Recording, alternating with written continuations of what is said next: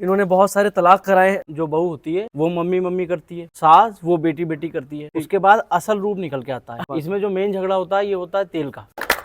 ये दूध गर्म पे ये डालिए। इस पॉडकास्ट को एक स्पूफ की तरह बनाया गया है। इसमें की जाने वाली सभी A to Z बातें एक तरह का मजाक है, इसलिए किसी भी बातों को दिल पर ना लें। इन बातों का सच्चाई से कोई ताल्लुक नहीं है और जिन्हें सच्चाई से ताल्लुक लगता है वो अपना खुद देख लें। इसलिए बुरा ना मानो, होली है। तो आइए, स्वागत है आप सभी का मेरे इस चैनल पे खुराफाती मोहसिन। आज मैं लेकर आया हूँ आपके लिए एक पॉडकास्ट और घरेलू पॉडकास्ट। जो घर की दिक्कतें, घर की परेशानियां, कुछ ऐसे सवाल जो कभी किसी पॉडकास्ट पर नहीं होते, मैं वो सवाल खड़े करने के लिए लेकर आया हूँ एडवोकेट फ़हीम सैफी को, जो कि बहुत अच्छी महारत रखते हैं इन चीज़ों पर। इन्होंने बहुत सारे तलाक कराए हैं, काट देने वाला।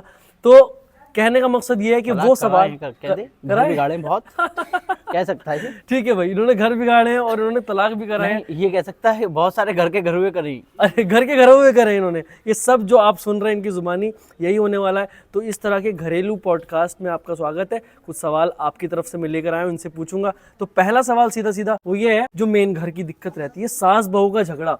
शादी के बाद पहली चीज यही होने लगती है, सास बहू का झगड़ा, आपस में आनाकानी, घर का घर हुआ हो जाना।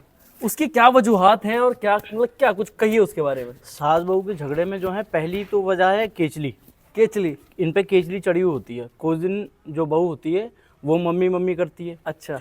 और जो औरत होती है सास, वो बेटी बेटी करती है। अच्छा। कुछ दिन के बाद 6 महीने के बाद ये केचली जाती है उतर। केचली वो सांप वाली केचली? सांप वाली केचली ये जाती है उतर। उसके बाद असल रूप निकल के आता है। अच्छा, किसका? दोनों का। दोनों का। अच्छा। सास ये चाहती है बहू से कि जो जुल्म मेरे साथ हुए हैं वो मैं इसके साथ करूं। अच्छा अच्छा। औरत ही औरत की सबसे बड़ी दुश्मन है। क्या बात। इसमें जो मेन झगड़ा होता है ये होता है तेल का।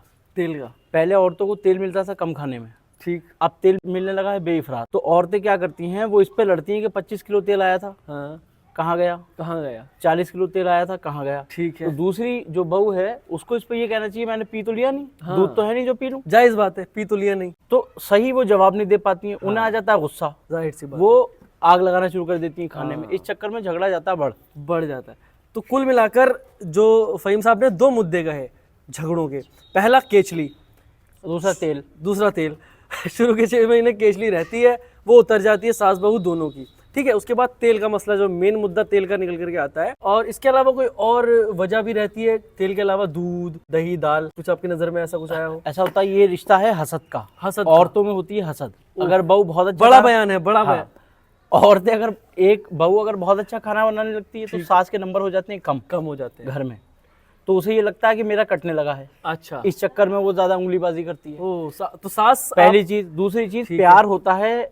मान लो ये गिलास है, ठीक है, मोहब्बत इतनी है वो भरी रहेगी। पहले ये टोटल मोहब्बत होती है माँ की, ठीक है। फिर ये मोहब्बत आधी कट के चली जाती है बीवी की तरफ। हाँ। तो ये जो आधी बचती है ये उस औरत को बर्दाश्त नहीं होती, जो सास होती है। सास को। अच्छा। हाँ। अच्छा। और इसे भी अब पूरी चाहिए बहू को। बहू को पूरी चाहिए। ये चाह रही है कि ये जो आधा गिलास है ये भी खत्म करके ये भी मैं ले लूं। इस पे होती है मार, असल वजह है ये। तो एक मर्द के पीछे कई तरह की रिश्ते, कई तरह की औरतों वाले रिश्ते, बहन का रिश्ता, माँ का रिश्ता, बीवी का रिश्ता, वो छीना छपटी चलती है कुल मिलाकर के। और उसकी वजह से जो है उसमें जो खुन्नस निकलती है वो तेल की वजह से निकल गई, दूध की वजह से। असल मसला तेल है। तेल असल मसला तेल ही है। तेल बहुत बड़ा मसला है। तेल दुनिया का भी बहुत बड़ा मसला है, घर का भी बहुत बड़ा मसला है। तो कुल मिलाकर या फिर अगर लड़ाई को निपटाना है तो आप लगभग 40 किलो तेल हर महीने घर में लाके रख दें। ठीक है। वो मालिश करे, वो सिर में डाले, वो कुछ करे, छोड़ दीजिए आप बस। तेल छोड़ दीजिए, तेल बढ़ा दीजिए, झगड़े कम हो जाएंगे घर में। तो ये ट्राई करके देखिए आप। अगर आपके घर में झगड़े होते हैं सास बहू के ज्यादा, आप परेशान हैं बीवी से, माँ से, तो आप तेल बढ़ा दीजिए घर में। सरसों का हो, रिफाइंड का हो, जो भी आप खाते हो, तिल का तेल, जैसा भी, जैतून का, वो आप घर में बढ़ा करके पेश कर दीजिए आपके झगड़े। चलिए, तो शादी की बात जब चली रही है फ़हीम साहब, तो एक सवाल और इसमें जोड़ना चाहूंगा कि क्या करना चाहिए। आप अपने एक्सपीरियंस से बताइए या आपने जो भी कुछ सीखा उससे बताइए कि लव मैरिज करनी चाहिए या अरेंज मैरिज करनी चाहिए? क्या ज्यादा सक्सेसफुल है, किसमें क्या क्या होने लगता है? सक्सेसफुल ज्यादा अरेंज मैरिज को पहले माना जाता था। अच्छा। अब लेकिन लव मैरिज अरेंज है। अगर तुमने लव कर ली तो तुम्हारे पास रहेगी, चांस ज्यादा ये है। ये इल्जाम सब पे नहीं है, सब पे नहीं है। हाँ, ये बड़ी परसेंटेज है। बाद में जहां तहां ओयो में जाओगे पकड़े होगी मुसीबत। ठीक है। लिहाजा ये लड़ाई खत्म करके लव मैरिज कर लो। लव मैरिज या पहले से जानते हो, पहले से थोड़ा बहुत, ठीक, सब कुछ तो नहीं जान सकते। और फ़हीम साहब का एक कॉल है, मैंने पहले सुना था, अरेंज मैरिज एक लॉटरी की तरह है। हाँ, जिसमें आपका चूरन भी निकल सकता है, रेडियो भी। अरेंज मैरिज एक लॉटरी है। अगर रेडियो निकला, एक बचपन में होता था, लॉटरी लगी होती थी, उसमें वॉकमैन या रेडियो होता था। वो ज्यादातर रेडियो होता था दुकान वाले का, ठीक, मगर हम जितनी बार खोलते थे हमारा चूरन निकलता था। तो अरेंज मैरिज लॉटरी है। लॉटरी ज्यादातर चूरन निकलेगा। अगर बहुत अच्छी किस्मत है तो तुम्हारा रेडियो निकल गया तो निकल गया। वाह, बहुत अच्छा कॉल है, तालियां हो जाए इस पे एक बार। चलिए, तो इसी के साथ ये घरेलू मसले, शादी, बिना शादी, जो भी है, उसके अलावा मैं एक और सवाल पूछना चाहूंगा जो कि अक्सर नहीं पूछा जाता है पॉडकास्ट में। अक्सर देखा गया है, रिक्शे वाला हो, ठेले वाला हो, सब्जी वाला हो, कुछ लड़कियां पाई जाती हैं अक्सर इनसे इंग्लिश बोलते हुए कि भैया प्लीज गिव मी, प्लीज फलाना ढिमकाना। इस पर कुछ कहिए आप। लड़कियां नहीं, ये तादाद लड़कों की भी है। अच्छा, लड़कों की भी बड़ी। यहाँ से दिल्ली जाता है या बम्बई जाता है तो बम्बई से आ रे लाऊं जा रे लाऊं करता आता है, और जब दिल्ली जाता है तो दिल्ली से, दरअसल होता क्या है, जैसे पहले होता था जब हम छोटे थे तो सऊदी अरब जाते थे, वहाँ तो चक्की चलाता था, राजमिस्त्री होता था, मगर यहाँ पे आके उसकी खाल बदली हुई होती थी।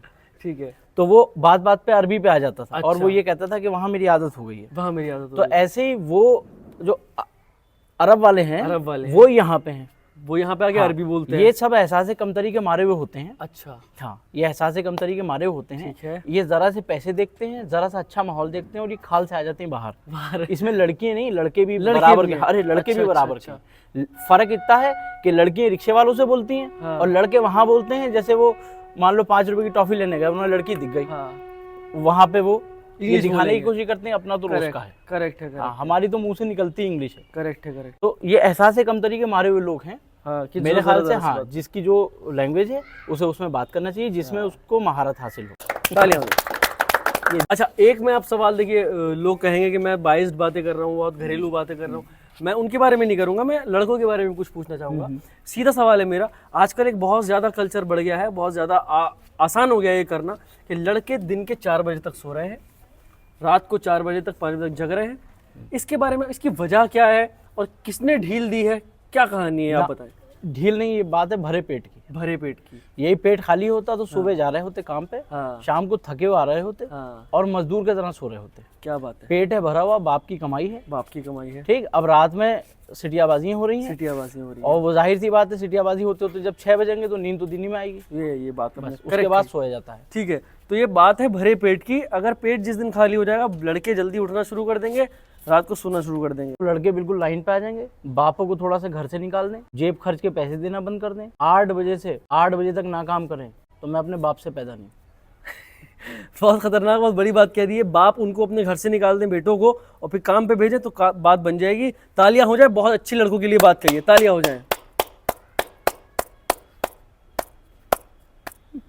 शायद लड़कों को ये बात पसंद नहीं आई हो। तो इसी के साथ एक और सवाल, हम अगला सवाल रहते, जैसे कि हमारा एक टॉपिक था आज का घरेलू पॉडकास्ट, तो उसमें एक सवाल और रखेंगे हम कि अक्सर जब हम शादियां करते हैं अपने, तो हमें 10 रिश्तेदार ऐसे मिल जाते हैं जिन्हें मनाना पड़ता है।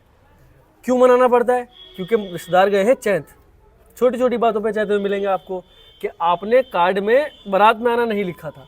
भूल जाता है आदमी, कहता है फ़ोन करके कि भाई आप शादी में आ जाइएगा, मैं लगाना भूल गया। बोले हम क्यों आएंगे?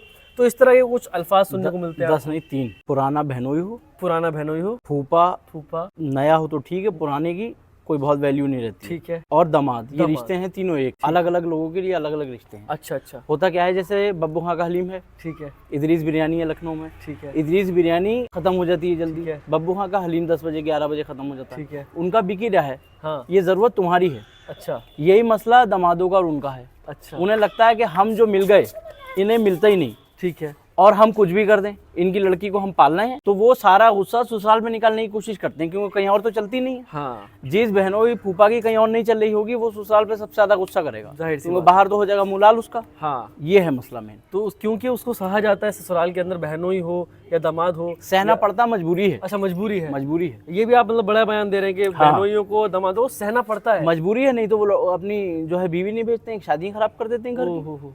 वो कह रहे हैं हम अपनी बहू नहीं भेजेंगे। क्या कर लोगे बताओ? आगे बढ़ते हैं। अब मैं एक बड़ी अलग सी चीज लूंगा कि कोई नया सवाल हो तो ऑडियंस में, जो हमारी ऑडियंस बैठी है, कोई भी ऑडियंस से कोई सवाल करना चाहे हमारे एक्सपर्ट से तो बिल्कुल कर सकता है। ऑडियंस, जब आप सूंड से पानी पीते हैं तो डकार आती है। कहाँ से?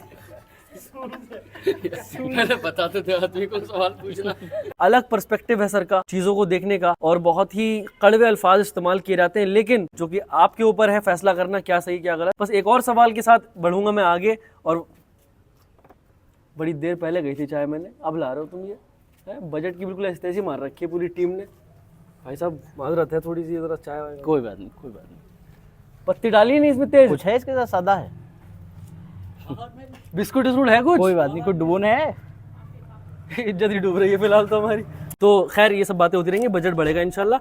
अगला सवाल मैं करना चाहूँगा आपकी पर्सनल लाइफ से, ठीक है, थोड़ा सा पर्सनल एक्सपीरियंस से आपके मैं जानना चाहूँगा कि देखिए आजकल की ज़िंदगी में जो शादियाँ हो रही हैं, तो जो लड़का यानी जो दूल्हा या मर्द जो होता है वो अपनी जगह बड़ा दबा रहता है, कुछ जगहों पर सुननी पड़ती है, बड़ा परेशान सा रहता है, कुछ जगहों पर बात अपनी दबानी पड़ती है, आवाज़ दबा, मतलब कुल मिलाकर मैं क्या कहना चाह रहा हूँ आप समझ गए होंगे। तो इस पर आप बताइए किस तरह से काबू किया जाए बीवी को यहाँ पर कि बात बने। मैं शादीशुदा नहीं हूँ, जो लोग शादीशुदा हैं वो ये वीडियो देख रहे हैं उनके लिए मैंने सवाल किया है। पहली बात तो महिला आयोग से काट दो, महिला आयोग से काट दो, इसके बारे में थोड़ा एलेबोरेट करें क्या है? हाँ मैं बता रहा हूँ। दूसरी बात, थाने पुलिस चौकियों से, इस चक्कर में आदमी को पड़ता है दबना। कुछ एक प्रॉपर ले आते, एक ब्रेड ही ले आते या फैन ले आते या बिस्कुट ले आते, एक पपड़ी अलग। चलो खैर कोई बात नहीं, कभी कदार घर खैर पे आगे बात बढ़ते होते हैं। हाँ आप अपनी बात पर थे सर। तो महिला आयोग औरतों के मुद्दे बहुत उठाती हैं और उन्हें इंसाफ दिलाती हैं। पहली बात, महिला आयोग से बिल्कुल उन लोगों को दूर रखो, बिल्कुल दूर हाँ, रखो। थाने पुलिस चौकियों से दूर रखो, इंसाफ से दूर रखो। मैं आपकी सोच से बिल्कुल ताल्लुक नहीं रखता सर, ठीक है, आप हमारे यहाँ आए, बहुत बहुत मजा आया, ऑडियंस को, हमें नहीं आया। हाँ, बिल्कुल बेइत्तेफाकी रखते हैं हम इनकी बातों से। खैर बहुत बहुत शुक्रिया आपका हमारे शो में आने के लिए। और मैं लास्ट में एक बात कहना चाहूँगा कि सारी जो बातें कही गई हैं सिर्फ एक मजाक है और सिर्फ एक फ़न है, जैसे कि मैंने स्टार्टिंग में कह रखा था, चैनल जो हमारा ये मैसेज देता है। तो बस इसी तरह से कमेंट में लिख दीजिएगा कोई अगला सवाल हो आपका या कोई भी बात बुरी या अच्छी लगी हो तो। बाकी मिलते रहेंगे इन्हीं तरह की कुछ चीज़ों से, और एक बार ज़ोरदार तालियां हो जाए हमारे गेस्ट के लिए।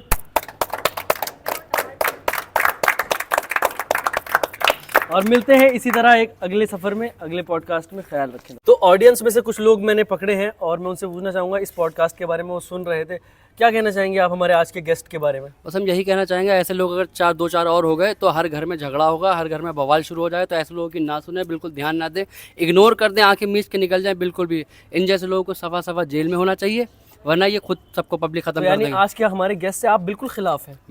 बिल्कुल खिलाफ है, बिल्कुल खिलाफ, बिल्कुल बहुत खिलाफ। बहुत बेतुकी जेल में डालो।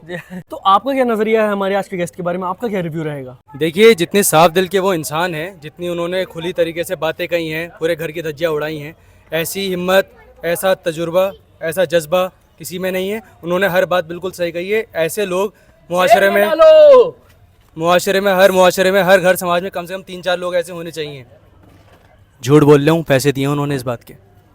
बिकते हैं लोग, खरीदे जाते हैं लोग, बहुत समाज में अलग। चलिए मिलते हैं गाइस।